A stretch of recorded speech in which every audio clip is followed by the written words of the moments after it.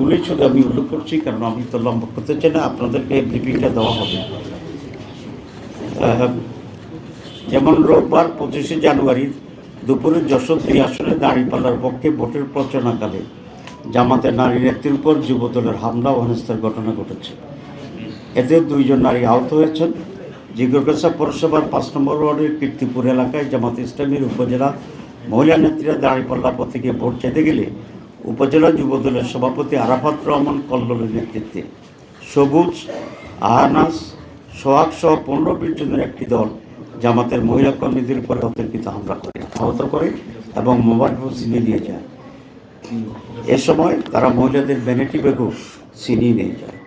চুয়াডাঙ্গায় 25শে জানুয়ারি রোববার বেলা 3:30টার দিকে জামাতের দাঁড়িপাল্লা প্রতীকের প্রার্থী অ্যাডভোকেট মাসুদ পারভেজ রাসেলের পক্ষে জামাত ইসলামী ও তার অঙ্গ সংগঠনের নারী নেতাকর্মীরা বাড়ি বাড়ি গিয়ে ভোট চাচ্ছিলেন। এ সময় এলাকার বিএনপির কয়েকজন নারী কর্মী প্রথমে তাদের বাধা দেন এবং হেনস্থা করেন। পরে বিএনপির পুরুষ কর্মীরা ঘটনাস্থলে এসে জামাতের নারী কর্মীদের গ্রাম থেকে বের করে দেওয়ার চেষ্টা করেন। এ সময় দাওয়াতি কার্যক্রমে অংশ নেওয়া নারীদের সঙ্গে অসৌজন্যমূলক আচরণ ও মারধরের অভিযোগ করেছেন জামাতের নেতাকর্মীরা।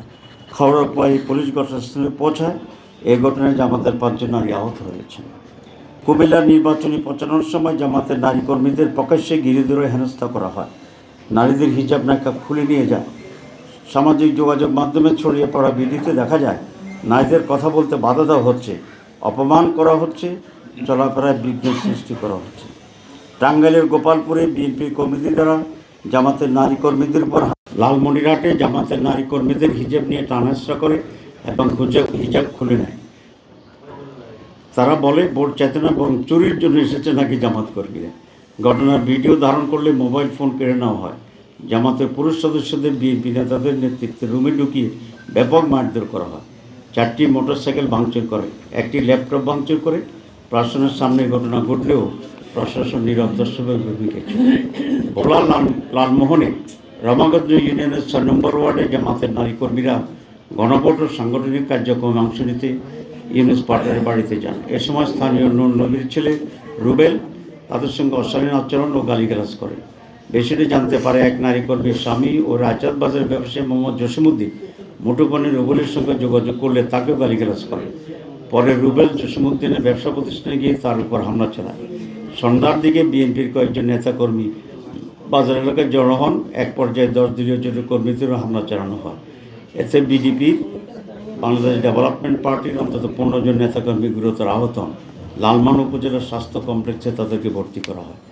অপরদিকে ভোলার চরপেশনে পছন্দের প্রার্থীর বিপক্ষে নির্বাচনে প্রচারণা নামায় হাজরা বেগম নামে এক নারীকে মারধর করে গুরুতর আহত করেছেন স্থানীয় এক যুবদল নেতা শাহাবুদ্দিন।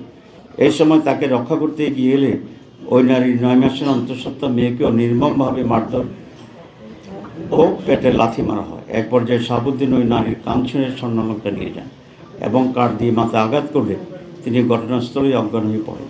পরে চিকিৎসক তার মাথায় 6টি সেলাই ও ছেড়ে যাওয়া কানে 2টি সেলাই দেন।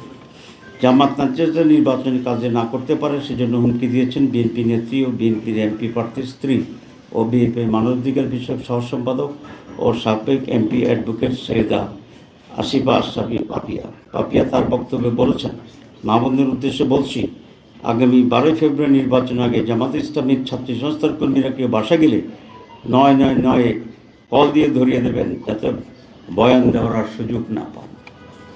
মেহেরপুর গহরপুর গ্রামে জামাতের নারী কর্মীদের হেনস্থার প্রতিবাদ করায় 3 জনকে মারধর করা হয়। ভোট চাইতে গেলে স্থানীয় বিএনপি নেতা হায়দারের নেতৃত্বে এই হামলা ও মারধর করা হয়।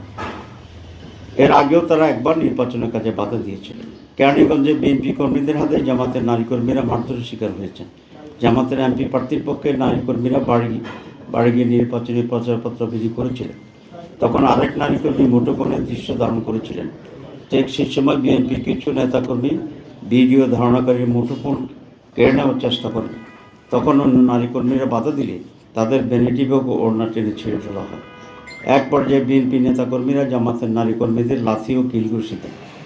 এই ঘটনায় থানায় অভিযোগ করার পর ওসি সাহেব ব্যবস্থা নেওয়ার আশ্বাস দিয়েছিলেন, কিন্তু কিছুই করা হয়নি।